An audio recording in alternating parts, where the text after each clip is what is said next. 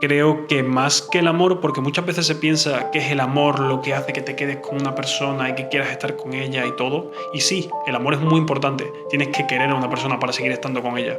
Pero hay muchas veces que lo que te deja estando con ella o lo que te frena de hacer ciertas cosas o te hace hacer otras son los valores. Hola a todos y bienvenidos a este segundo capítulo, este segundo podcast de En la salud y la enfermedad. Pues ya os contamos nuestra historia, ¿no? Nos contamos la historia de Monse en ese primer podcast que hicimos y ahora pues vamos a seguir con otros temas, ¿no? Relacionados, porque cuando hay enfermedad hay muchas cosas más allá de la enfermedad. Y en este caso queremos centrarnos un poco más en todas las otras personas, ¿no? Porque obviamente está el enfermo. Y el enfermo es la persona más importante porque es quien está viviendo eso. Pero no es la única que está implicada en ese tipo de cosas. Y al final toda la gente que hay a su alrededor, ya sea para bien o para mal, afecta y es afectada por la enfermedad. Y es algo de lo que probablemente no hayáis visto mucho, no hayáis leído, porque es normal centrarse en el enfermo cuando se habla de este tipo de cosas, pero de vez en cuando no está mal ver qué pasa, pues no solo en este caso conmigo, ¿no? Que soy la pareja, que soy el compañero, sino también de otras personas cercanas como familia, amigos, incluso se alarga más ya a conocidos y hay un montón de gente que en cierta medida más o menos le afecta. Así que ese va a ser un poco el tema de hoy. Voy a estar hoy yo más hablando, que tuvo monólogo la última vez Monse. Pero bueno, eso no quiere decir que lo vaya a decir yo todo. Obviamente ella también tiene mucho que decir de todo y de todas esas personas que no eran yo. Así que ya he hecho la introducción del tirón, no te he presentado, pero bueno, ¿qué tal? Hola. Nada, pues vamos a entrar un poco en materia y vamos a empezar a hablar un poco de eso, de simplemente cómo afecta al resto de la gente que está alrededor de una persona enferma, porque obviamente igual que la persona que en este caso tiene el cáncer, su vida cambia por completo, pues la gente que está con ella también, porque básicamente ahora mismo tienes una prioridad muy grande que se llama la enfermedad, que se llamaba leucemia en este caso, y tienes que ir básicamente pues quitando otras cosas de tu vida, limitando el tiempo y otras grandes limitaciones, que eso ya depende más de la enfermedad con la que te encuentres. Sí, por ejemplo, hay que empezar a hablar con qué implica tener leucemia. Aparte de estar en el hospital y regresar a casa, ¿qué es lo que implica? Como ya dije un poquito la vez pasada, la leucemia afecta a tu sistema inmune. Yo creo que cuando tienes cáncer y cuando estás en tratamientos de quimioterapias, las defensas bajan, pero especialmente en leucemia bajan porque es una enfermedad que está ligada a los glóbulos blancos, que los glóbulos blancos son uno de nuestros mecanismos de defensa. Entonces, ¿qué es vivir con la leucemia fuera del hospital, por ejemplo? Porque en el hospital pues tienen todos sus protocolos, tienen todas sus formas de cuidarte, pero cuando estás en casa, ¿qué es lo que tienes que hacer? Que eso ya es otra cosa. Que implica, en general la leucemia implica defensas bajas. Entonces, no puedes ir en la vida como si nada. Tienes muchas restricciones alimentarias, especialmente después de un trasplante de médula, porque el trasplante de médula lo que hace es cambiar tu sistema inmune. Entonces eres como un bebé otra vez y vuelves a tener inmunosupresores, vuelves a tener medicamentos que un poco cohíben tu sistema inmune. Entonces, es sobre todo, por ejemplo, la comida. Hay muchas restricciones de cómo hay que cocinar, qué es lo que puedo comer. O sea, por ejemplo, lo más normal es que no puedo comer crudo. Ya llevo años sin comer nada crudo, por ejemplo. También el modo de preparación de la comida, cómo se pueden desinfectar las cosas, porque todo es un un foco de infección y también tu flora intestinal no está bien por todos los tratamientos, por todos los medicamentos, entonces a veces pueden pasar infecciones por ello.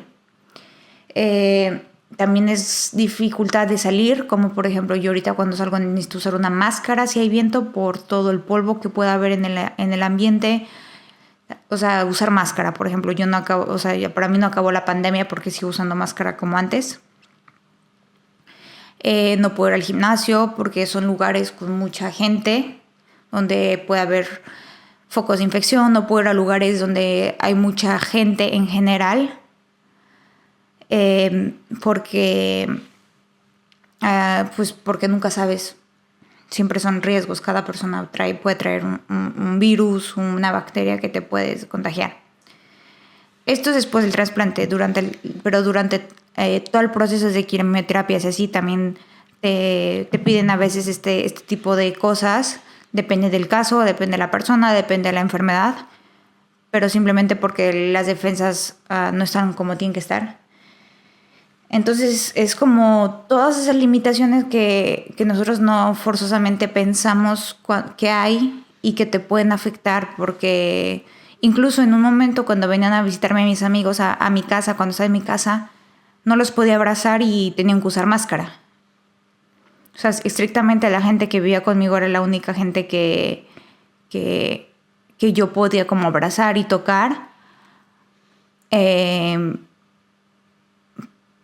Y eso también afecta a Arturo, por ejemplo, lo afectó porque él también tuvo que sacrificar mucho de esa vida exterior por el riesgo de no traer nada que me contagie. Sí, todos los problemas físicos, básicamente, que puedes llegar a tener porque no nos damos cuenta, pero la vida común es bastante poco higiénica. Si tú piensas en las cosas que haces día a día, por ejemplo, un gimnasio, que es lo que hemos hablado, es una cosa que a mí me gusta y yo hago, ir a un gimnasio generalmente es poco higiénico, incluso con las normas del sudor y todo. Ahora podéis tener una idea porque con la pandemia no se supo las limitaciones que había que poner, limpiar los aparatos después de entrenar y todo ello, pero al final estás compartiendo cosas con un montón de gente, estás sudando, que eso al final son fluidos de cada uno, que eso puede tener todo lo que tenga. Estás en un espacio cerrado, compartiendo aire, generalmente no demasiado ventilado, puede tener aire acondicionado, pero no tiene muchas ventanas. Entonces, ese tipo de cosas son bastante poco higiénicas y si tienes una persona sensible en casa, no puedes hacerlas porque es muy fácil que tengas tú un virus que a ti no te haga nada o no te haga prácticamente nada, pero a la persona que, pues básicamente, que está contigo le puede hacer mucho daño, la puede mandar al hospital, la puede incluso matar. Incluso en el trabajo. También, pero no solo o en sea, el gimnasio. no se ve eso. Si no tienes la suerte de estar en un trabajo que no puede hacer teletrabajo, pues puedes traer cosas del trabajo, que gente que va enferma al trabajo y te pueden contagiar algo y luego tú lo contagias en casa.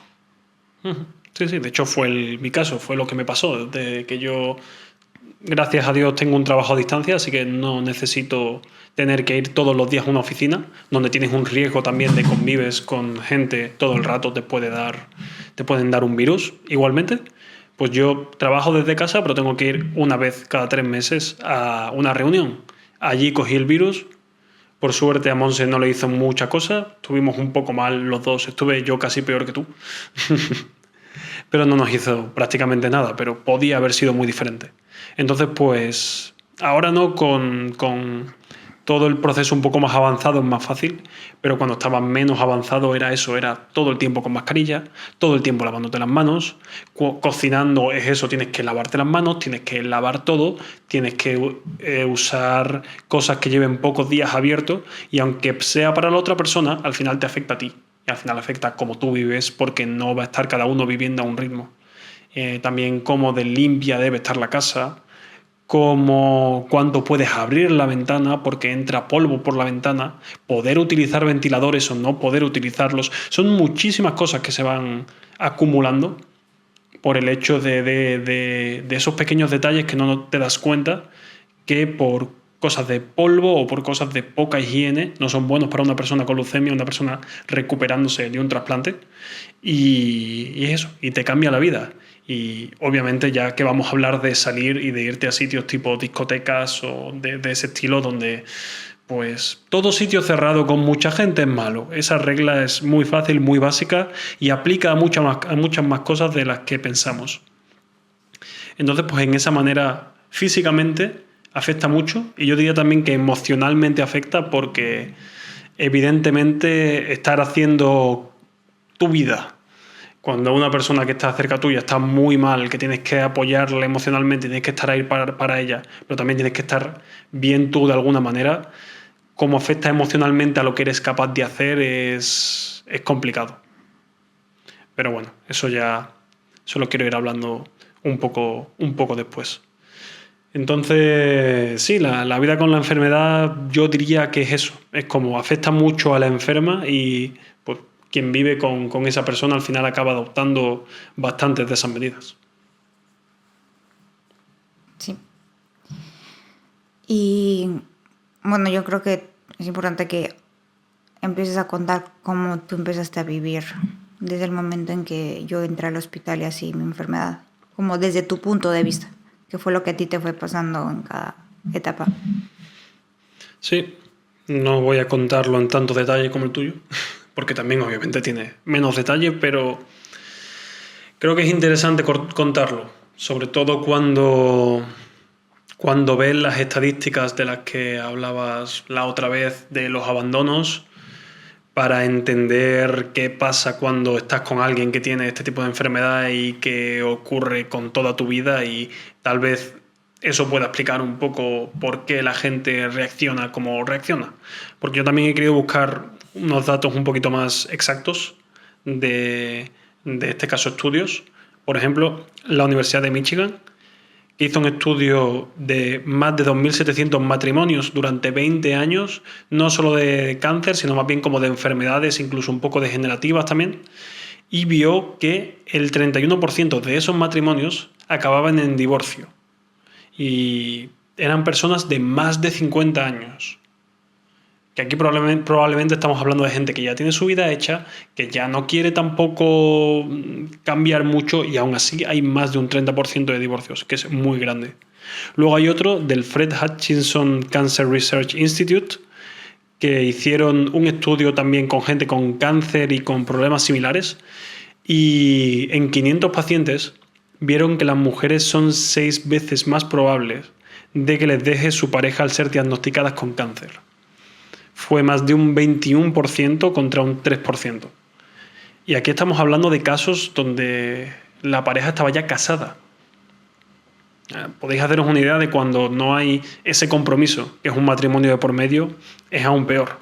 Y la palabra compromiso siempre es importante porque el gran problema era la falta de compromiso para ser cuidadores de los hombres, de esa manera tan rápida que tenían que de la noche a la mañana ser cuidadores. Que bueno, tú y yo en nuestro caso, tú ya tenías compromiso conmigo porque vivíamos juntos, Sí. de una manera. No de nivel de matrimonio, pero había un compromiso también por que vivíamos juntos los dos. Entonces entiendo que incluso las parejas que no viven juntos podrían más fácilmente dejarlo. Y cuanto más joven, menos probable que vivas juntos. Nosotros al final tener ese compromiso de vivir los dos en la misma casa, en un país diferente, la unión evidentemente no es la misma. Así que, bueno, eso son un poco y ya por seguir con lo que decía el estudio, decía que las mujeres normalmente tienen mejor capacidad para cargar con esas cargas familiares y que las relaciones probables, como es bastante obvio, es más normal que sigan. Y al mismo tiempo que cuanto más mayor era la mujer, más probable era que la dejaran, que eso sorprende. No sé si es porque el estudio tal vez no tenía muchos pacientes y no sería el mejor resultado posible, pero es sorprendente cuanto menos. Así que esos son un poco los números que hay sobre este tipo de cosas, y digo, hablando sobre matrimonios. Si se pudiese de alguna manera saber sobre parejas, probablemente es muy grande, pero las propias enfermeras ya te habían dicho muchas veces que era extraño que cuando dos personas eran jóvenes, básicamente hubiese alguien allí. Y es complicado. Es complicado realmente. Yo me acuerdo de cuando pasó todo de cuando empezó a pasar todo, y obviamente al principio uno no sabe muy bien lo que hacer con los síntomas, no quiere pensar que es algo malo, incluso aunque tu pareja esté entrando en un centro oncológico, tú piensas, no, no puede ser, tiene que ser alguna otra cosa, no, no hay ningún motivo para que sea esto.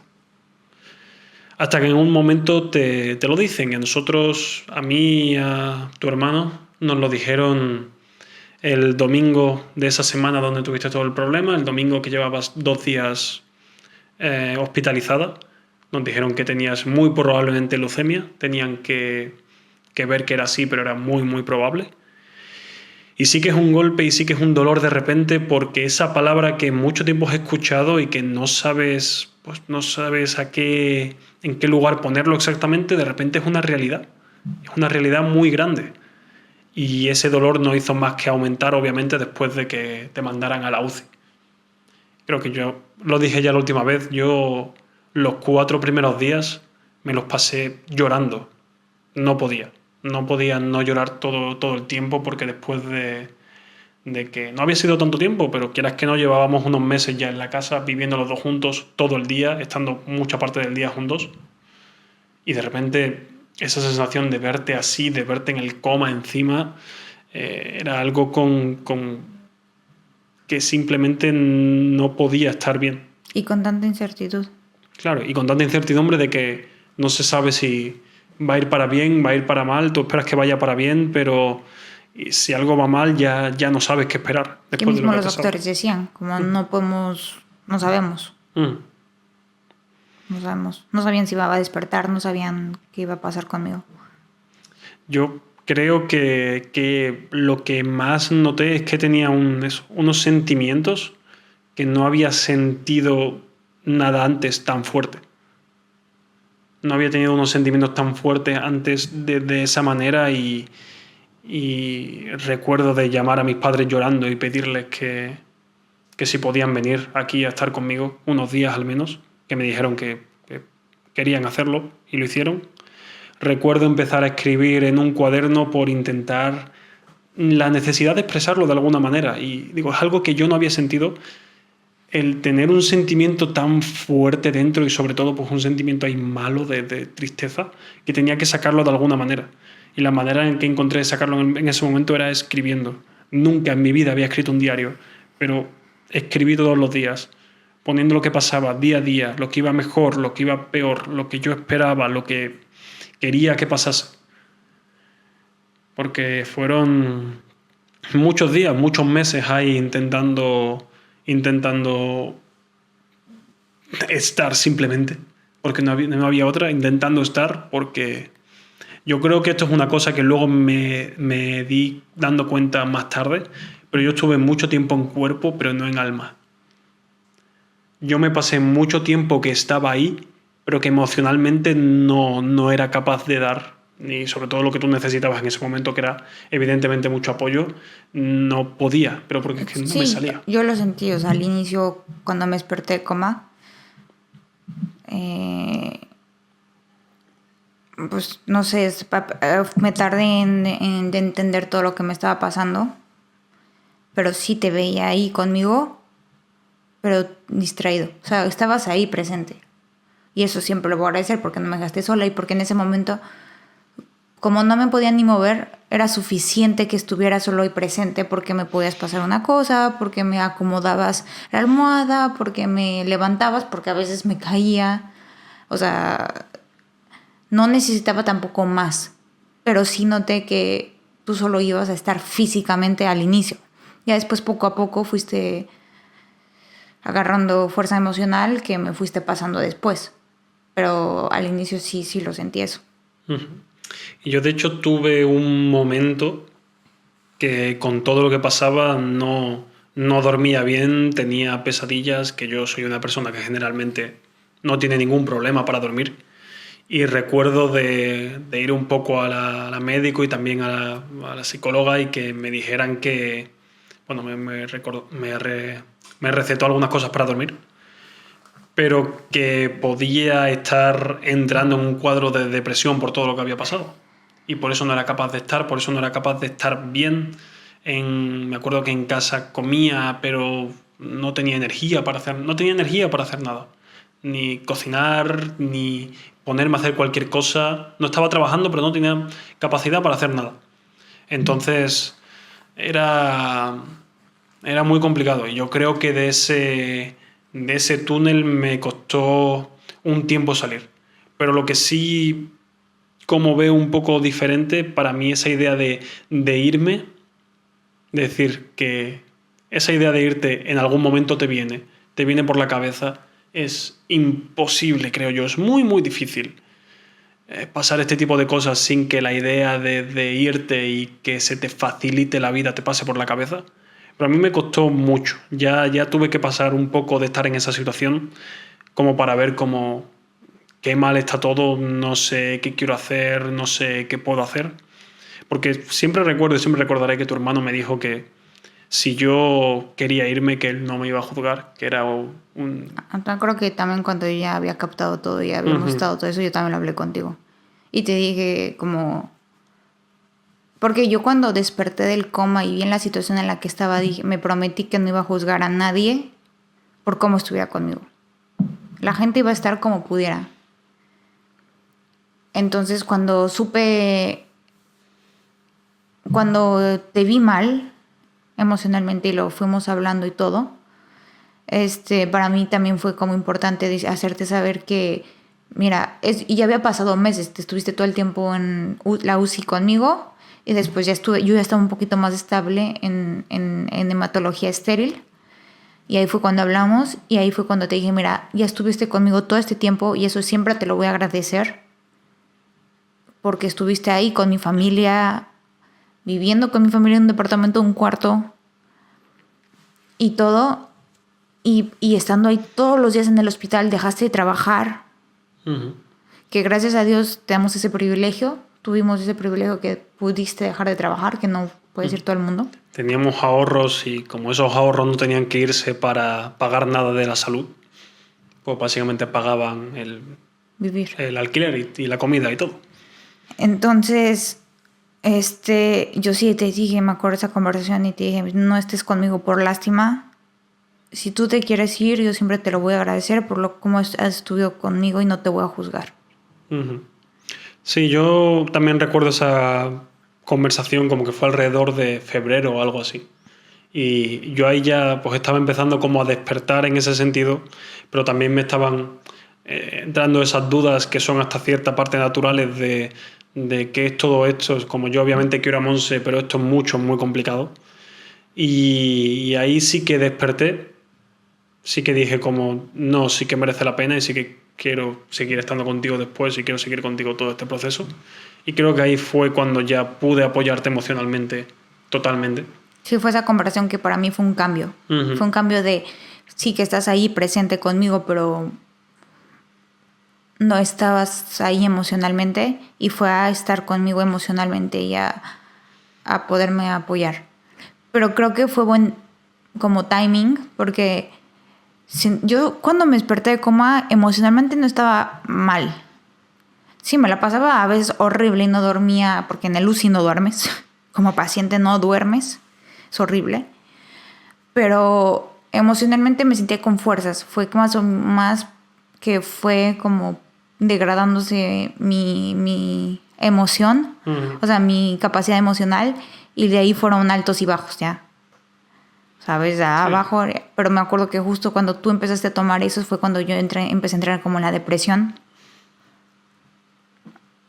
O sea, diciendo que ya no quería seguir con la enfermedad, que ya me quería morir porque simplemente no le veía el punto de seguir en ese momento. Llevaba ya 2-3 meses casi en el y sobre hospital. todo que fue muy intenso. O sea, eso es lo que yo creo. Creo que mi camino fue muy intenso al inicio y siempre fue yendo de poco a poco mejor, pero fue muy intenso.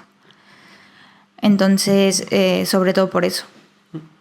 Pero también es por el hecho de, yo creo que no solo era el concepto, porque nosotros estamos en una situación muy particular que vivimos en Lyon, Francia. Tú eres de Sevilla, yo vengo de México. Vivíamos juntos en un departamento. Aunque mi hermano vive en Europa, no vive aquí cerca. Y mi mamá se tuvo que venir de México a estar aquí. Entonces nosotros vivíamos en un departamento de un cuarto. Mi familia durmió en el sillón durante todo ese mes y medio en reanimación. Mi mamá más, en la sala, mientras tú sí estabas en el cuarto. Pero obviamente esos espacios compartidos y todos con un miedo y una incertidumbre grandísima, esa convivencia también te puede llevar a depresión, porque es como tu vida es hospital, que vas a ver a tu novia que está Novia en ese momento. en ese momento, que está al borde de la muerte de cierta manera, y al mismo tiempo regresas a la casa y ves a la familia intentando todos sobrevivir como pueden. Que están igual o peor que tú. Sí, y lo que has comentado también es esa falta de apoyo, y no es porque no hubiese gente que me quiere y me quisiera apoyar, simplemente porque no había ninguno allí en cuerpo. Y aunque yo hablase todos los días con mis padres, no es lo mismo.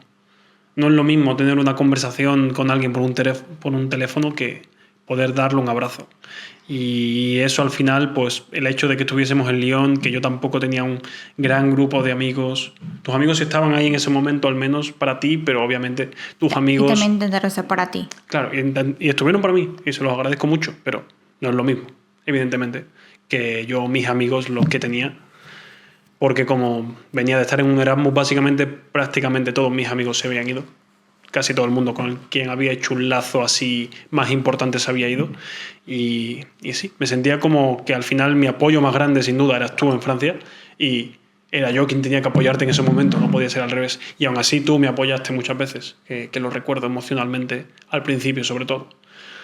Entonces sí que es una cosa muy, muy complicada, pero no sé, yo supongo que es uno de los dos tipos de reacción que puedes tener, ¿no? O huyes despavorido o te derrumbas y sigues ahí. Y ahorita hablamos, o sea, ahorita que lo vemos así en retrospectiva, como al inicio muchas, como que gente al hospital y todo el mundo siempre me decía como te conseguiste uno bueno, y le hacían muchas alabanzas a Arturo y mucha gente en general, y a Arturo no le gustaba eso, y yo también lo entiendo, porque que te digan es como, no, pues es lo que me salió natural y ya. Como a mí no me gusta que me digan fuerte, cosas así, es como, no me digan así. No me intenten poner en un nivel que no estoy. Como no quiero ni pensar en ello porque es peor, porque yo hice lo que me nació y ya está. Pero ahorita que lo piensas en retrospectiva y ves las estadísticas y ves como no todo el mundo reaccionaría aguantando al hospital, pero también aguantar esa situación de vida que aparte a ti también te arrastró. O sea, yo he sentido mucho que esta enfermedad me cortó las alas a veces y no me ha dejado volar. Pero a ti también te las quitó, y cuando tienes 26 años, 25, que se supone que estás volando. Sí, que se supone que estás avanzando en tu trabajo, estás descubriendo cosas, estás haciendo mucho, y a mí, con cosas que vino después, además, yo dejé de trabajar, luego intenté hacerlo más tarde, me echaron de donde estaba, que tuvo sus puntos positivos y negativos, que al menos tuve un sueldo durante un tiempo sin realmente trabajar, cosas del consulting. Y sí, yo me sentía hace no mucho en una situación de no sé cómo voy a volver a trabajar. Al final vuelves, al final no pasa nada, al final estoy ahora mucho mejor, yo creo, de cómo podía haber estado en otra situación. Pero sí que es verdad que también esa sensación de... Y yo creo que es también el motivo más grande por lo que la gente joven no quiere quedarse. No solo es una situación muy difícil que aguantar, porque si tuvieras que aguantar una situación muy difícil un mes y luego ya vuelves a la normalidad, a lo mejor más gente lo aguantaba, pero es todo lo que viene con ello.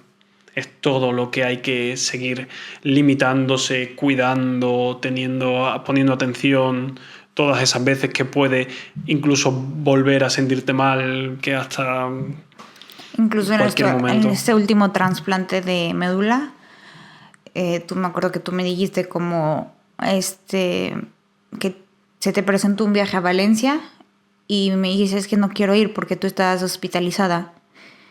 Y yo fue cuando dije, es cuando tienes que ir, es cuando o sea, no me tienes que estar cuidando porque estoy en el hospital, estoy bien. O sea, ve y aprovecha. Porque yo también en ningún momento siempre quise que... Eran sentimientos contradictorios porque nunca quería que Arturo perdiera parte de eso, o sea, parte de sus viajes. Y yo sé que si yo le podía, él podía sacrificarlo. pero para mí era como, no, eso le hace bien y eso lo va a hacer olvidar de esta enfermedad por un momento. Pero también a veces era un enojo, no en su último trasplante, más al inicio, porque era como veía a la gente poder viajar o lo que sea. O sea, mis amigos, a Arturo en cierta manera, un momento se fue a Sevilla, que era importante para ti. Pero que era como, a mis hermanos, mi mamá, todos agarraron un momento de pausa. Y era como, yo no puedo tener este momento de pausa. Tú no puedes hacer un viaje y yo no puedo hacer pausar un la viaje y enfermedad. olvidarme de todo lo que está pasando. Pero a la vez yo sabía que eso era necesario para ti, para que tú me pudieras seguir cuidando como lo estabas haciendo hasta ese momento. Sí, y también es esa culpabilidad de hacer cosas, de decir como, quiero hacer esto, pero tú no podrías hacerlo por tu lado ni aunque quisieses, muchas veces. Entonces es como, sí, es decirle que no a muchas cosas. Ya no solo es que no puedas hacer muchas cosas, también le vas a decir que no a cosas que tal vez podrías, porque no es el momento de hacerlas. Porque hay que tener también cuidado, hay que tener cabeza y hay que... No solo está el cuidado físico, también es el cuidado emocional en ese sentido. Entonces son muchas cosas que van arrastrándote también, pero yo donde he encontrado que básicamente es cómo hay que seguirlo, si eres capaz de aceptarlo, ole tú, porque aceptar algo así es complicado, es muy difícil. Yo creo que al final acabas teniendo una mezcla entre aceptación y resignación. A veces aceptas, a veces dices, está bien, por lo menos estamos aquí, estoy con quien quiero y estoy feliz de ello. A veces te resignas de, sí, joder, estoy aquí, pero me encantaría estar haciendo otra cosa, me encantaría poder planear esto y hacer lo otro y irme con aquel, pero no se puede. Entonces para mí es la manera que yo puedo sobrellevarlo, tal vez hay gente que lo lleve mejor y tal vez hay gente que lo lleve peor. Yo creo que es cuando te vas a lo esencial, ¿no? Que estas situaciones, no solo para mí, pero también para la gente que está cercana a ti, es como te das cuenta de lo importante. O sea, te hacen ver lo importante, no te hacen ver el hecho de que, bueno, si me pierdo un viaje no pasa nada, estoy con gente, porque si le pasara algo a esta persona y no estoy ahí para ir con ella, me sentiría más culpable que haber perdido este viaje o que haber perdido esto. Pero en su justa medida, porque yo sigo pensando que es un balance y que si en un momento te sientes sobresaturado por la situación, porque digo, yo también pienso que tú no descansabas en la casa. Por esto mismo de estar con mi familia en un espacio muy cerrado, compartir espacios, y era todavía más difícil cuando yo iba a la casa porque todo el mundo quería controlar. O sea, porque te sientes tan... Mi mamá, Arturo, mis hermanos, o sea, te sientes tan sin control de la situación que lo que puedes controlar es las pequeñas cosas que vas a evitar que te hagan una infección. O sea, eso sí puedes controlar, como la comida. Entonces, pero ¿cómo cuidas, eres higiénico con la comida? Pues hay de contrastes a contrastes. O de tirar la basura, hay contrastes a contrastes. Hay pensamientos, hay habitudes que uno piensa que su habitud es la mejor o que su forma de hacer es lo más higiénico, cuando a veces no. Y es ahí cuando empiezan los conflictos.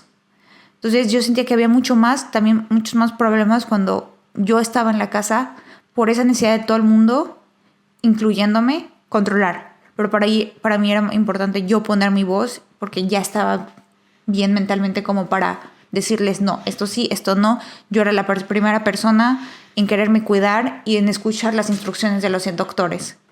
Pero también toda esta disputa de querer controlar hasta el más mínimo detalle en una casa generaba conflictos dentro de un departamento súper chiquito donde estábamos 4 personas. Ni 50 metros, no eran ni 50 metros. Pero sí es... Yo creo que la gran diferencia ahí es como cuando las cosas iban realmente mal, cuando la incertidumbre de la vida o la muerte era real, ahí no importaba nada. Ahí daba igual, ahí no había conflicto, ahí no había ningún tipo de problemas entre el resto de la gente, el único foco importante eras tú y todo el resto de cosas se dejaban pasar. En el momento que tú estabas un poco mejor, que parecía la cosa más segura y que no tenías pues, la muerte detrás soplándote en la oreja, ahí es cuando empezaban los problemas, es cuando empezaban esa cosa de cada uno tiene sus ideas de cómo hace las cosas y de cómo vive, cada uno tiene sus ideas de cómo controlar las cosas y hay cosas que son más importantes que otras, tiene prioridades diferentes y todo ello, pues si ya el vivir con la familia de una pareja puede ser conflictivo de normal, en esa situación donde estás en muy poco espacio, en una situación malísima donde emocionalmente no estás bien. Nadie está bien. Nadie está bien, entonces no hacer un esfuerzo, el hacer el esfuerzo extra es muy difícil. Y también donde tú has dicho y quieres controlar las Todavía, cosas. o sea, esta enfermedad que... Imponer más tu idea de lo que lo harías de lo normal es brutal porque es el caldo de cultivo para que las cosas vayan mal y digo, cuando la cosa está medio bien con el paciente, en el otro sitio van a ir mal. Entonces el paciente no descansa. Porque cuando está mal, de por sí, tiene su problema. Y cuando no está tan mal, tiene el problema emocional que tiene en casa. Sí. Y yo creo que de esto, o sea, como por eso mismo nosotros estamos en una situación muy particular que somos los dos, bueno, yo era estudiante y nos conocimos en otro país, estudiando en otro lado. Yo sentí que yo no tenía, en cierta manera no tenía estabilidad, ¿no? Como si estás en tu ciudad, con tu familia, yendo y saliendo del hospital a tu cuarto de infancia o tu cuarto, que tienes tu cuarto en tu casa y regresas y así estás así. Tienes estabilidad de familia normal, entre paréntesis, o sea, una familia en tu país, con tu comida, con todo eso, es muy diferente a nuestra situación de estar en otro país donde mi mamá no hablaba el idioma. Y eso también caía mucha responsabilidad en ti, ¿no? Porque tú eres el que a veces el que tenías que traducirle a mi familia las cosas que te decían en francés. Sí. Y no era fácil tampoco. Y yo sí sentí que, de cierta manera, incluso después de mi primer trasplante, cuando la enfermedad regresó y no sabíamos todo lo que iba a pasar, yo sentía que yo necesitaba esa estabilidad. Pero en cierta manera fuiste tú quien me dio esa estabilidad principalmente. Mi familia estuvo muy presente, pero tú me diste esa estabilidad. Porque después de eso ya cambiamos a este nuevo departamento donde había más espacio. Y eso me dio estabilidad, el formar tú y yo una casa, un hogar. Que ya no era mi hogar de infancia y así, pero tú y yo formar nuestro propio hogar fue lo que me dio mucha estabilidad. Y que en esa estabilidad también es la gente, tu núcleo, tu gente cercana. Yo sabía que yo tenía mi familia, yo sabía que tenía a mis amigos, pero yo personalmente voy a decir que tengo amigos en México y tengo amigos aquí en Francia. Y yo no tenía energía para todo el mundo y yo sabía que la gente de México no me podía dar mucho apoyo porque estábamos a un océano de distancia o no el apoyo que yo necesitaba en el momento. Entonces yo me cerré de ese lado y solo me concentré en mis amigos cercanos de aquí, que son todos latinos, y Arturo y mi familia. No permití, me encerré en ese hueco porque para mí era necesario tener ese círculo, ese núcleo, esa base fuerte, porque todo lo demás me quitaba energía. Sí. Hay que tener una base de apoyo y eso es lo que te hace pasar los momentos difíciles. Realmente, bueno, cada persona es diferente, cada persona tiene una capacidad diferente para gestionarlo, pero obviamente tener todo ese apoyo ayuda mucho y hace más fácil algunas cargas que al final se las dejas a los otros. Ellos pues lo pueden suavizar, te pueden hablar de cierta manera, pueden hacer cierta cosa y eso fue pues algo que obviamente tuvimos en falta en bastantes maneras. Y yo creo que fue una de las cosas más importantes a mí cuando me planteaba el irme, era como que no tenía aquí era como qué hacía yo tan lejos de mis padres, de mi familia, de mis amigos, que no tenía esa red de apoyo que yo necesitaba. Incluso, pues, obviamente con todos los problemas estos que tuvimos en casa, que yo creo que fue una cosa de las más grandes para mí decir, no puedo seguir con esto, porque ya no era solo el malestar, ya no solo era tu enfermedad, ya no solo era mi problemas por tu enfermedad, era también sumarle ese esa situación en la que vivíamos. Y yo creo que ahí, por cerrar este tema por mi parte, creo que más que el amor, porque muchas veces se piensa que es el amor lo que hace que te quedes con una persona y que quieras estar con ella y todo. Y sí, el amor es muy importante. Tienes que querer a una persona para seguir estando con ella. Pero hay muchas veces que lo que te deja estando con ella o lo que te frena de hacer ciertas cosas o te hace hacer otras son los valores. Y eso no es mérito mío, no es por decirme, qué bueno soy. Yo creo que es más bien mérito de la educación de mis padres. Y yo sabía que si a una persona que quería la dejaba en esa situación, no iba a poder perdonarme a mí mismo nunca, porque no era hacer lo que yo pensaba que estaba bien. Yo lo que pensaba que estaba bien era estar ahí, aunque la situación fuera muy, muy, muy complicada. Entonces esas veces donde el amor no llega, son los valores los que marcan realmente cómo eres como persona y los que afectan a tus decisiones. Y yo creo que también, no sé si amor o lo que sea, pero las ganas de cuidarse, porque yo lo que sí intenté mucho también en esta enfermedad fue no ser como una Barbie. De así yo soy la enferma, hagan todo lo que quieran y yo voy a aprovecharme de esto. Como que intenté caminar con cuidado en esa vía, de no usar mi enfermedad para poder sacar cosas de ustedes. Y quiero decir eso porque fui muy consciente al respecto. Y también yo quería intentar, obviamente tú me cuidaste muchísimo más emocionalmente y físicamente. Físicamente sobre todo, pero también muchísimo emocionalmente. Pero yo también creo que cuando te veía ya a ti derrotado, intentaba yo sacar lo mío. O sea, la poquita reserva emocional que yo tenía, intentaba yo sacar eso. Porque es eso, yo creo que una pareja al final es eso, es un ping pong.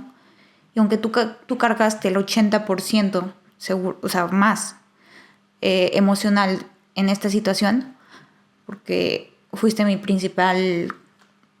de mis principales bases emocionales, como pilares. Cuando yo ya veía que tú ya no podías más, creo que sí sentía la necesidad o el deseo de sacar lo poquito que tengo para entenderte, para escucharte, para apoyarte. Y creo que eso también es una de las razones por la que igual Arturo no se fue. O sea, se fue mucho también por tus valores. Obviamente fueron muchas cosas, fueron muchos factores, pero yo creo que ese también fue uno. Porque si estás por una persona y no sientes que también está cuidando de ti hasta cierto nivel, creo que se te quitan las ganas de estar ahí para ella. Pero eso entra dentro de que yo, como que ese amor que sentía era porque yo te quería y sentía que merecía la pena estar contigo. En el sentido de que yo quiero estar con esta persona, yo quiero seguir con esta persona por todo lo que me está demostrando, incluso con una enfermedad. Porque yo creo que no hay momento más sincero para demostrar las cosas que una enfermedad. Y tú sí me estabas demostrando que te preocupaba por mí emocionalmente en la manera que podías. Y sí, claro que yo lo valoraba mucho y sí que había veces que eras tú la que estaba bien. Y era impresionante y sigue siendo impresionante que tuvieses toda esa fuerza emocional durante todo el proceso. Que obviamente hubo muchos momentos malos, pero como siempre te decía yo, demasiados momentos buenos tuviste para todo lo que estabas pasando. Podrías no haberlos tenido. Y los tenías. Y los tenías no solo conmigo, sino con mucha gente. Entonces eso demuestra el tipo de persona que eres.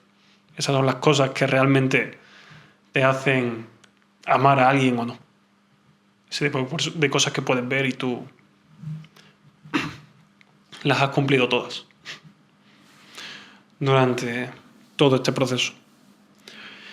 Y del tema del cansancio también quería hablar, porque hay una cosa, o hay no sabría si llamarla enfermedad o un trastorno más bien. Sí, es un trastorno, no una enfermedad, que se llama pues el síndrome del cuidador, o un síndrome, que básicamente es pues ese cansancio, o bueno, tengo aquí una definición, mejor dicho, os la leo, que se da en las personas que dedican gran parte de su tiempo a cuidar de personas dependientes y la exigencia les lleva a un estado de agotamiento, tanto físico como emocional. Generalmente esto se refiere a cuidadores de Alzheimer, cuidadores de personas con Alzheimer, ¿no? Que sí que requieren ayuda física, emocional todo el rato. Mis abuelas tuvieron Alzheimer, así que sé perfectamente a lo que se refiere esto. Y cuando lo he leído, porque es la primera vez que lo había leído, por fin he entendido como que ese sentirme exhausto en todas las maneras del cuerpo y del alma y de todo es esto. Esas veces que digas como no puedo más, como no tengo más que dar, no me sale más, porque mi cabeza estaba en modo cuidar hasta que no podía más. Y aunque es verdad que gracias a que también tu familia ha estado aquí, tus amigos te han apoyado mucho, no siempre he tenido yo todas las cargas, pero había veces que sí, y esas veces pues obviamente quemaban mucho, porque todavía había veces que no podías ni moverte. O que estaba vomitando todo el día. O que estabas vomitando todo el día y obviamente pues solo llorabas por eso y yo quería estar para ti y había veces que no podía con ello. Y también hay una parte por aquí que va sobre el sentido de la vida de uno mismo. Porque durante bastante tiempo el sentido de mi vida era cuidar a Monse, era cuidarte.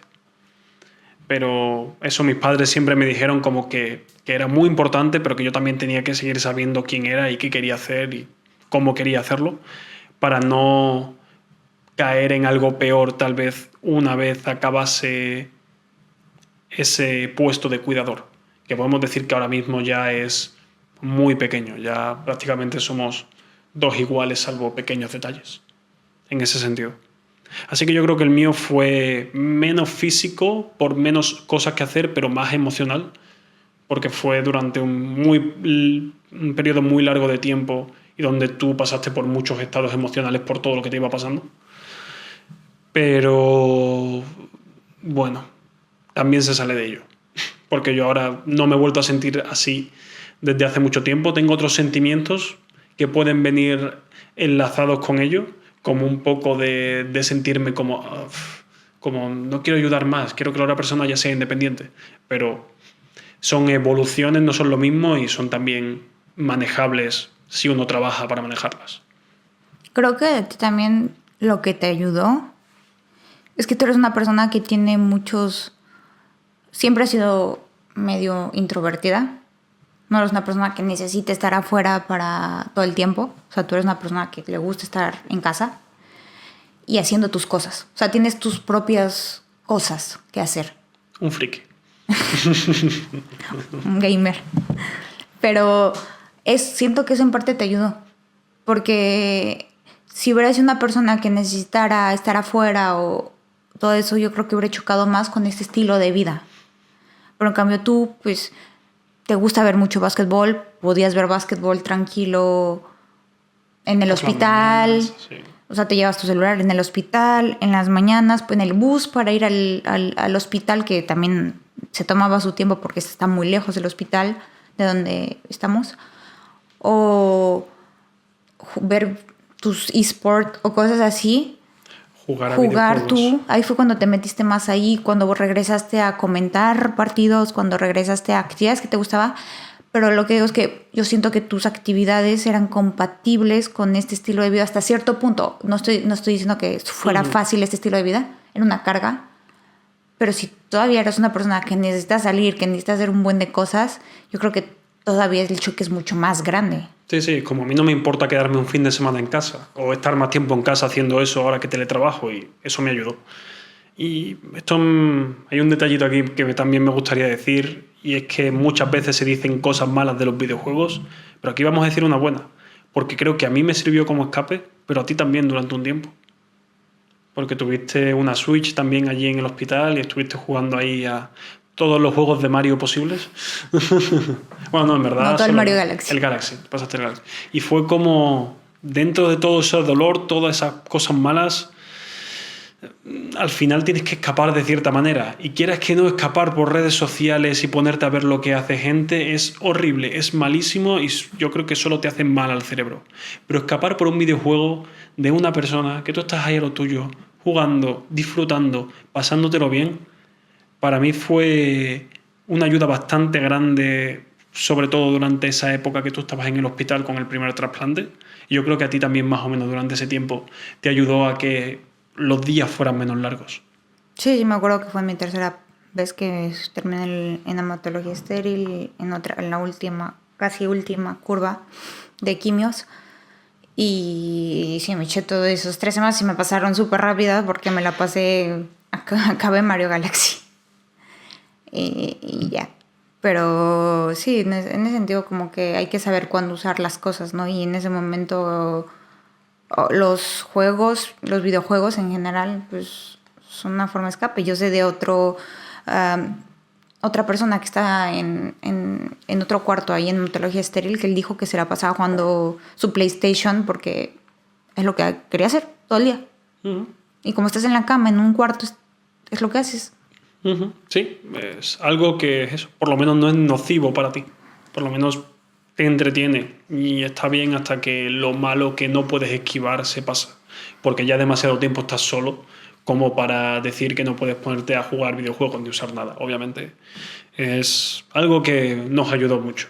Y creo que siempre está bien darle esa notita positiva porque mucha gente que le gusta dar la negativa y pueden tener sus cosas buenas los videojuegos en este caso. Y mira, vamos a hacer ahí un link perfecto, ahora que hemos hablado de ello, a las redes sociales y hablar un poco más de, bueno, hemos hablado de la familia, hemos hablado de la pareja, hemos hablado del entorno. Pues en el entorno hay más gente al final, ¿no? Y yo creo que lo más importante son los amigos, más o menos amigos, los que están cerca y los que están lejos. Porque interactúas con mucha gente por redes sociales y yo no por mi caso, porque a mí me habló gente, pero más bien la más cercana, a Monse le habló gente de todos lados, de todos los colores, que muy amiga y otras no tan amiga. Entonces, pues también hay que ir con cuidado con esas interacciones porque no sabes lo que una persona te va a decir. A ver, la verdad es que yo sí soy muy consciente que tal vez soy privilegiada en ese aspecto porque mucha gente me buscó. Porque yo he sabido, o sea, cuando he contado a las enfermeras en el hospital, que hay gente que nadie lo visita, que hay gente que no están ahí, gente que ni siquiera, que nadie lo busca o que nadie se preocupa por ellos en esa enfermedad.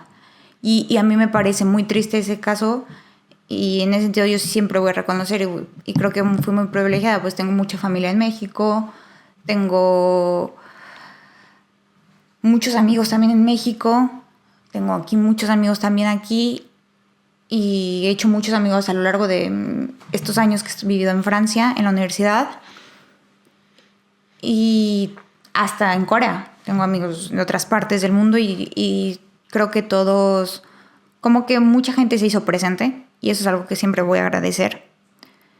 Pero también lo que quiero decir es como que a veces yo no tenía la energía para contestar. A veces lo que ellos me decían no es que estuviera mal o bien porque yo sabía que tenía una buena intención, pero lo que me decían yo no estaba lista para recibirlo en ese momento. O sea, algo sí que les voy a decir que creo que eso yo lo he escuchado casi todos los pacientes de cáncer y todo, que les digan échale ganas, no le digas. No digas, porque si ya están ahí, le están echando ganas y es una situación que está fuera de su control. Entonces, y muchas veces en esta situación te sientes muy prepotente porque no hay nada que tú puedas hacer. Y sin embargo te gustaría hacer todo lo posible y haces todo lo posible, pero ya tienes que en un momento soltar y dejar ir. Pero el hecho que la gente te diga échale ganas, solo están como prendiendo esa, o sea, como con esa espinita de que no está en tu control y de que entonces esto puede ser tu culpa, lo que te está pasando, o sí, eso de que te vuelves a sentir prepotente porque es como, le estoy echando ganas, pero no puedo. Y en un momento lo más fácil y lo más sano es dejar ir ese control que quieres tener. Y que las personas te digan esto no ayuda para dejarlo ir. Entonces, en ese sentido, quería hacer ese hincapié en eso. Perdón, impotente, que lo he dicho 2 veces. Perdón, es que... no, es que prepotente es una cosa totalmente... Impotente, perdón. Sí, no pasa nada. Y y lo que quiero decir es que muchas amigas que yo sé que estuvieron para mí, por ejemplo, me hicieron un video, hicieron una misa para mí, que eso yo lo voy a agradecer siempre, y un video que yo en ese momento, mi hermano es el que lo tenía, Y mi hermano me dijo, y yo en ese momento cuando mi hermano me dijo, o sea, no me dijo que él tenía el video, pero yo escuchaba lo que yo le decía y le decía, es que ya estoy cansada que la gente me diga que soy fuerte. Porque yo no me sentía fuerte, yo estaba en una cama sin poderme mover, con la piel amarilla, con ojos amarillos, estaba muy mal, sin poder, ni siquiera cuando intenté hacer una firma, no podía firmar. Estaba así de débil, o sea, no pude ni firmar, no pude ni sostener una pluma. Y bolígrafo, para Sí. quien no entienda, pero no podía ni sostener un bolígrafo y me estaban, y la gente me decía, ¿eres fuerte? Y yo como, en este momento me molestaba mucho. Entonces como que mi hermano se esperó para darme este video de mis amigas de México, porque todas me dijeron que era fuerte, todas.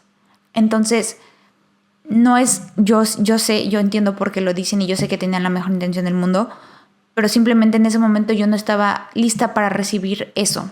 Yo no estaba lista para que la gente me dijera fuerte, porque no me sentía así.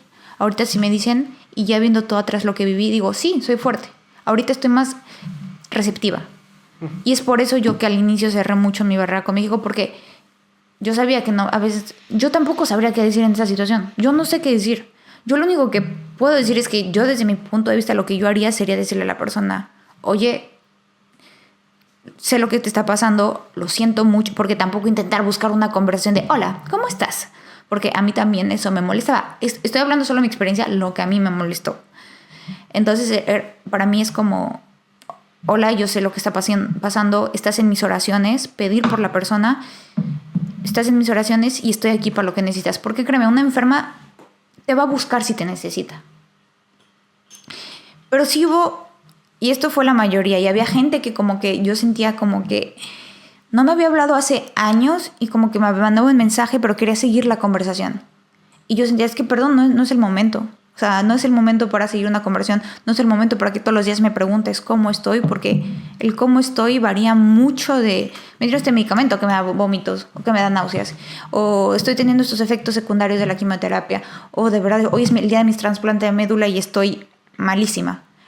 O sea, no puedo ni moverme de la cama. Entonces, variaba mucho eso como para decir cómo estás todo el tiempo o querer seguir una conversación conmigo, y que a veces era de gente que hace años no le hablaba y que yo sentía que era como, hola, oye, estoy aquí, estoy presente en tu enfermedad. Y era como, no, ahorita no es el momento de hacerte protagonista, porque así yo lo sentí. Y no, yo estoy segura que las personas no tenían mala intención, solo estoy diciendo lo que no me gustaba. Y en ese aspecto digo que sí es muy complicado, por eso no sé yo cómo reaccionaría con otra persona. Y no juzgo. O sea, lo que sí quiero decir es que no juzgo, solo estoy diciendo lo que no me gustó y lo que sí, lo que me ayudó y lo que no me ayudó. Porque había cosas que no me ayudaron y había otras cosas que sí. En cambio, llegué a recibir 3 mensajes que me ayudaron muchísimo. Uno de una persona que me platicó que o sea, un joven que yo conocí que también tenía cáncer y que yo no sabía, que también tuvo cáncer y no me imaginé. Otro de una prima que me dijo como, porque yo empecé a poner videos explicando, porque también era mi forma de, que la gente preguntaba mucho a mi familia, que la gente le preguntaba a esta persona y esta, de ella también se hacía un chisme de que yo tenía esto y esto y esto. Entonces yo quise también hacer estos videos para dar en cierto tiempo noticias de cómo estoy, cómo va mi evolución y hacer saber a la gente para que no haya especulaciones. Un poquito yo tengo el control de lo que se dice de mí. Pero era eso, es como... Ya, se me olvidó. No, pero el punto es lo que te ayudaron, los mensajes que te ayudaron. Sí, hubo mensajes que me ayudaron. Hubo otro de una persona que conocí en Corea, de un amigo, que me dijo algo que yo nunca había visto en mí y que dije como, wow, gracias por decirme esto. Pero ya de ahí ya no me volvió o sea, ya no insistió más. Y creo que eso es también muy importante. Si no eres del círculo muy cercano de una persona, a veces no vale la pena insistir. Si no lo has hablado en ¿sabe cuánto tiempo? No vale la pena insistir.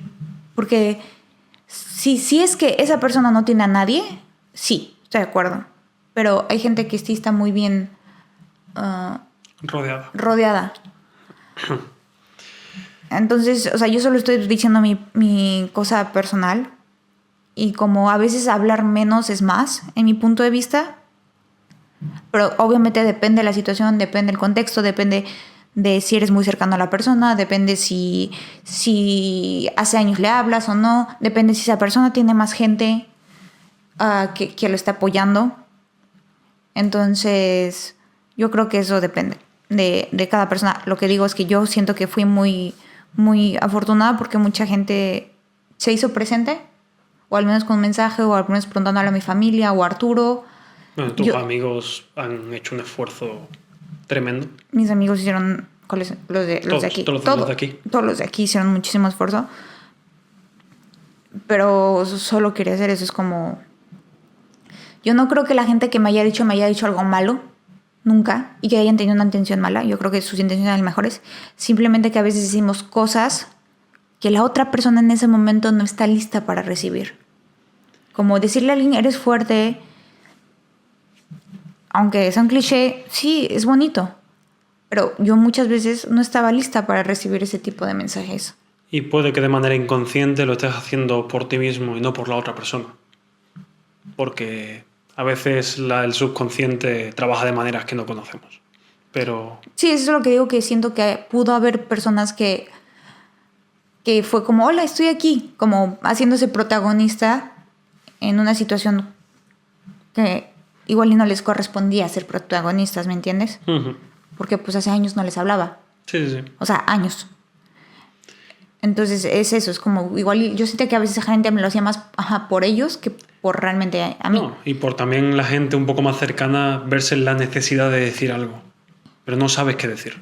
Entonces también puede que vaya por esa manera. Es como... Dices tú, no tenían ninguna mala intención, pero se sentían en una situación que tenían que decir algo. Y cuando no sabes qué decir, sueltas un cliché. Sí, sí, sí. Sí, porque yo con... Los que más me llegaron, los mensajes que me llegaron fueron los menos cliché. Fueron los más personales de, oye, veo esto en ti. Y no es el típico, eres fuerte o lo que sea, o sea, más otras cosas. Y esos son los que más me llegaron y que más me hicieron y que más me dieron fuerza en este camino. Es totalmente... Hasta una persona random, o sea, como sí. me acordé que hiciste esto gentil por mí en un momento, o sea, que fuiste gentil conmigo en este momento. Es como, bueno, te agradezco que te hayas acordado de eso, ¿sabes? O sea, personalmente eso fue lo que me ayudó. Sí, sí. Sí, es que al final es muy personal y depende de cada uno. Sí, por eso no quiero decir como... Claro. Como... No hay un sí. Yo no creo hay que un lo no. que sí he escuchado mucho es de eso de todos los pacientes que te digas, échale ganas con cáncer. Sí, es como un golpe en los... Sí es un golpe en el estómago. Pero aparte del échale ganas, no voy a decir que está bien o que está mal porque depende de cada persona. Sí, a lo mejor hay gente que lo de eres fuerte le sienta bien, no. Yo creo que por eso depende digo, mucho. yo creo que es el timing. Sí. Porque aunque te digan que eres fuerte puede ser bueno, pero igual y la persona no está lista para recibir ese mensaje. Yo simplemente un poquito del otro lado que me he podido dar cuenta ahora por seguir a gente que está en Instagram y que comparte sus enfermedades, sobre todo de leucemia y así, de querer ponerle algo y solo te vienen a la cabeza clichés. Dices, es que no conozco a esta persona como para saber qué decirle, aunque siga su historia, aunque lo vea, pero quiero animarle de alguna manera. Entonces, en parte... Digo, entiendo que esa gente que quería decirte algo, pero no sabía cómo, lo dijera así. Yo, por mi lado, de mi pequeña parte, y creo que esta es una cosa con la que tú también estuviste de acuerdo, es como, yo solo quería que alguien me dijese como, joder, vaya mierda, y que se siente contigo. Es como, así, como, esto es una mierda, y estoy aquí para apoyarte y no hace falta, te lo digo a lo mejor si no estoy, o si y que estoy, te lo demuestre. no te lo digo. Y aunque esté un kilómetro, y aunque esté un océano de distancia, siempre también se puede demostrar con las redes sociales. Porque a veces yo pienso que mucho te dicen las personas... Yo nunca esperé que nadie parara su vida, para mí, ni nada. Pero por mí, o sea, eso me quedó claro. Pero también puedes evitar de postear ciertas cosas en Instagram o en cualquier red social con la intención de que decir como, joder, esta persona está mal, puedo evitar postear esto. Porque no le puede hacer bien. O sea, ese tipo de conciencia, si es que estás pensando en esa persona. Si no estás pensando en esa persona, pues Sí. Eso ya también es un es poquito más... tu vida. Sí. Es tu vida. Lo único que digo es como si estás pensando en esta persona, podrías, como ese tipo de gestos de redes sociales o así, de no necesitar de proyectar una vida perfecta tuya si es que estás pensando en otra persona que está en una situación muy mala. Sí, no reflejarlo como porque esta vida, porque esta persona está ahora así, yo veo ahora esto así. Bueno, cada uno también tiene sus ideas, como hemos dicho antes, y cada uno tiene su interpretación de lo que tal vez es darle algo bueno a otra persona o darle un apoyo a otra persona. Pero a mí se me quedó muy claro, mi hermano me había platicado una imagen, que están tres formas de ayudar. Tú estás en un hoyo, en mi caso soy yo, con la enfermedad. La primera persona desde arriba te va a decir, hola, súbete. Ese es el échale ganas. Como, súbete, venga. Y esa persona está en el hoyo. Hay otra persona que te va a poner la escalera y desde arriba te va a decir, sube la escalera, ven. O sea, ya te puso ahí algo. Pero también están las personas que están en el hoyo y que se ponen una escalera, bajan contigo y se quedan en el hoyo y dicen, hasta que estés lista, subimos. Que yo personalmente, eso fue lo que experimenté con mis amigos de aquí de Francia, porque simplemente los de México no pueden estar así porque no están presentes, y yo soy una persona mucho de presencia o de hablar, no soy tanto de mensajes. Y mi familia y Arturo. Pero es lo que digo, es como si tienes a alguien cercano donde puedes, métete en el hoyo con ellos. O sea, métete en el hoyo con ellos, que se sienta que tú también la estás pasando mal por ello. Y no porque no es porque yo quiera que la gente se la pase mal. Es lo que más me afectó. De hecho, lo que más me dolió muchas veces era como es que la persona, toda mi gente alrededor está mal. Y me dolía mucho. Pero a la vez, de por sí ya te sientes muy isolada a veces con esta enfermedad, porque eres tú quien está viviendo esta enfermedad. Y sobre todo la leucemia es muy isolada porque ni siquiera te permite conocer otros pacientes con cáncer. Bueno, al menos en mi hospital. Al menos saber que no era la única pasándola mal, de cierta manera me ayudó. Y no porque quisiera que ellos la pasen mal, pero porque me hacía sentir un poquito más entendida hasta cierto punto, aunque no pudieran ponerse en mi piel, en mi cuerpo, me entendían. Es que eso, no hay unas palabras universales maravillosas que puedes decirle a toda persona. Si la conoces, puedes tal vez saber lo que necesita, puedes preguntárselo si tienes la ocasión, y si no, pues intenta ser y yo quiero breve al menos. Como por ejemplo dar ejemplos que me pasó aquí en Francia. Por ejemplo, mis amigos de aquí siempre se ponían de acuerdo para venir, para estar conmigo, nunca dejar solos. Si los necesitaba para que hicieran algo por mi mamá, por todo el tema de visas o cosas así, o por muchas cosas, ellos siempre estaban presentes, pero pues ellos también seguían con su vida. O sea, fuera de la enfermedad. O sea, venían y se hacían presentes, pero después iban y seguían su vida. Tanto que en un momento ellos se fueron de viaje, todo mi grupo de amigos. Obviamente yo no podía, yo estaba hospitalizada, pero ellos nunca me dijeron que se fueron de viaje. Y nunca subieron fotos a Instagram ni nada, solo fue como, ahorita necesitamos esto, todos nosotros, para seguir con esta situación que también está difícil para nosotros, pero, o sea, vámonos de viaje todos. Pero yo no me enteré hasta después, cuando ya me vi mejor y lo sacaron. Y me lo dijeron. Y yo me enteré hasta el siguiente viaje que ya hicieron conmigo y que ellos me pagaron por mi cumpleaños para poder al mismo lugar. Y eso yo lo agradezco un montón, porque fue como gracias por no estar subiendo eso a Instagram y yo estar isolada en un cuarto y ustedes estar viviendo eso, porque yo no quiero me parece una buena solución, porque yo no quiero que ustedes dejen de vivir su vida, pero sin embargo están pensando en mí para hacerme el menos daño posible, porque de todos modos me iba a doler un poquito que ellos hayan hecho un viaje sin mí. De todos modos duele un poquito. Y eso es algo que hablamos después. Les dije, mira, las cosas, porque yo sigo con limitaciones a comparación de ellos. No puedo viajar como ellos lo hacen. Llegamos a un acuerdo que les dije, mira, platíquenme las cosas de una forma directa y tranquila. De, oye, queremos hacer esto. Oye, queremos hacer esto. O hicimos esto. Díganmelo directo. Porque no hay win-win en esa situación. No puedo ganar. A ver, ellos van a hacer cosas en las que igual a veces me voy a sentir mal de no haber estado. Pero también si no me entero y después me entero de otra forma que hicieron eso, me va a doler también. Entonces siempre para mí era como encontrar como un punto medio de díganme las cosas en un momento tranquilo, que estén conmigo y está bien. Así lo voy a recibir mejor. Y voy a tener el tiempo yo de trabajar con eso. De perdonarme por no estar ahí. Pero como todo, sí.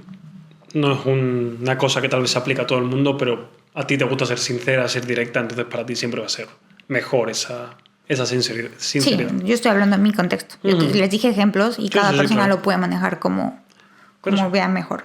También a lo que se preste con sus amigos, ¿no? Yo tengo esa sinceridad. Sí, claro. Es como al final la persona sigue siendo la persona y no va a cambiar su forma de ser estando enferma tanto como para que ahora tengas que hacer las cosas al contrario de como las hacías antes. Entonces yo creo que eso también es importante, es como no pensar que tienes que tratarlo ahora como se trata a los enfermos. No, sigue siendo la misma persona. Trátalo como esa persona quería que la trataras y probablemente sea mejor. Es como lo que tú has dicho, va a haber algún problema seguro en algún momento por la dificultad de la situación. Pero si ella ve que la tratas como la tratabas siempre, va a ser mejor para esa persona que intentar adaptarle a una manera, no hacerle daño de una manera que no sabes cómo ella puede reaccionar, no sabes si le va a gustar o no. No, y a veces las actividades no son las más... O sea, yo siento que mi habilidad social bajó. Como ya estoy tan acostumbrada a estar en casa, como solo con mis amigos, y así ya mi capacidad social de... Incluso yo ahorita que ya logro salir o encontrarme una persona que ya conocía o cosas así, siento que ya ni siquiera sé cómo hablar, porque es como... ¿Cómo se socializa? Sí, cuando yo estaba alguna vez ahora ya con más gente así y todo, era como... No me apetece hablar con esta gente o con gente en general, o hablo un rato y ya me he cansado porque es eso, te pasas tanto tiempo en casa, te pasas tanto tiempo en una zona de mucho confort y mucha comodidad a ese nivel que luego ya no quieres salir durante bastante tiempo. Pero yo creo que eso te pasaría en cualquier contexto que te lleve a esto. No es tanto cosa de la enfermedad, pero bueno. No, pero es como toda una práctica. Es una práctica, sí. Las habilidades sociales son habilidades y se practican. Una vez que tengamos más capacidad, más oportunidades de practicarlo, volveremos a ser las personas que seremos. Lo hemos vuelto a hacer poco a poco. Sí, hemos vuelto a abrir nuestro círculo, pero poco a poco. O sea, no estamos al mismo nivel que estábamos antes, pero porque es normal, no hacemos las mismas cosas. Sí, pero también, o sea, lo que digo es como hemos dejado entrar a gente ya... Hemos vuelto a ver gente que no veíamos hace mucho. O sea, que es un círculo de amigos no tan cercano. Yo ya he regresado a hablar con todos, o sea, directamente con mis amigos en México. Entonces, como que... Pero yo no soy una persona de mensajes, yo soy una persona de llamada o videollamada. Y es así como yo como conecto. Pero en ese aspecto como que siento que ya nos hemos abierto más. O personalmente yo ya abrí otra vez mis puertas, todo eso, a mis relaciones en México para hablar con mi familia de México. Cosa que al inicio no me veía capaz de hacer. Porque simplemente no tenía la energía. Sí, yo... Un poco contradiciendo lo que he dicho antes. Es como la persona... y la gente alrededor de la enfermedad va a seguir siendo la misma, pero hay que darle tiempo para que vuelva a ser la misma en ciertas cosas, porque hay algunas actividades que tomamos como algo natural, como hablábamos la otra vez, como si andar es normal, es como no son hábitos, son cosas que se practican.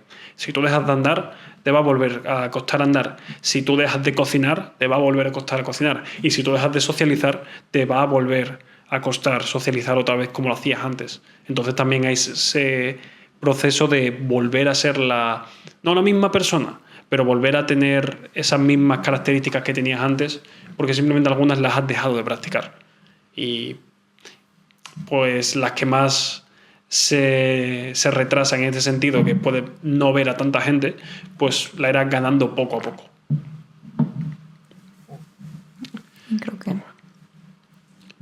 hemos acabado. Sí, yo creo que se ha quedado un podcast bastante chulo y bastante más interesante de lo que yo pensaba. Pensaba que nos iba a costar un poco más hablar de todo lo que hay alrededor de esto, pero creo que le hemos dado ya tantas vueltas entre nosotros simplemente discutiendo que las cosas acaban saliendo muy naturalmente. Y me gusta mucho. Son reflexiones que hemos tenido, de las que hemos hablado. Yo también lo he tenido que explicar a gente como... A psicólogos también. A sí. psicólogos y como yo trabajar conmigo misma. Y que también van parte de la reflexión de todo esto. Y que nos gusta mucho hacerlo al final. Porque si no nos gustara no estaríamos hablando aquí de estas cosas tan profundas, pero es que somos intensos en la discusión. Está genial. A mí me encanta, la verdad. Sí. Por eso también era el objetivo. El objetivo de esto era compartir, pero el objetivo también era poder expresar nosotros nuestros pensamientos profundos, que hay veces que no tienes... Bueno, siempre tienes capacidad de hacerlo con tu gente cercana, porque yo creo que la gente cercana a nosotros también nos conoce. Es de este tipo de conversaciones. Saben que somos así. Y ellos también son así en parte, yo creo que muchos. Pero, oye, decirlo más veces no es un problema, precisamente. Así que así lo abrimos un poco más y al que le sirva, pues estaremos contentos con que haya una persona sola que haya escuchado algo de esto y le haya servido para alguna situación de su vida. Pues nada, muchas gracias por escucharnos si habéis llegado hasta aquí. Supongo que no sabría deciros cuánto tiempo tardamos en hacer cada podcast, son como 3 o 4 semanas. Nos lo tomamos con calma, también hay muchos shorts, muchas cosas ahí, aunque bueno, son de lo mismo, si os lo habéis oído entero no tenéis mucho más que ver. Pero lo dicho, muchas gracias. Volveremos con más temas también más profundos, dando más vueltas sobre la enfermedad, aunque yo creo que son bastante interesantes y que, a riesgo de sonar un poco prepotente, que no es impotente, qué broma, son cosas de lo que yo creo que la gente puede aprender, porque son cosas que no vives, de las que cuesta tener conocimiento hasta que las vives y hasta que las tienes cerca. Como son muchos temas como la muerte, ¿no? Esa reclusión o el cómo vives una vida después de algo tan complicado. Los miedos. Los miedos también. Hay muchas cosas por medio. Sí. ¿Quieres acabar con algo? ¿No? Ah. Ya está, perfecto, ya, que me calle ya y que lo cierre. Bueno, muchas gracias y nos vemos en el siguiente. Adiós. Adiós.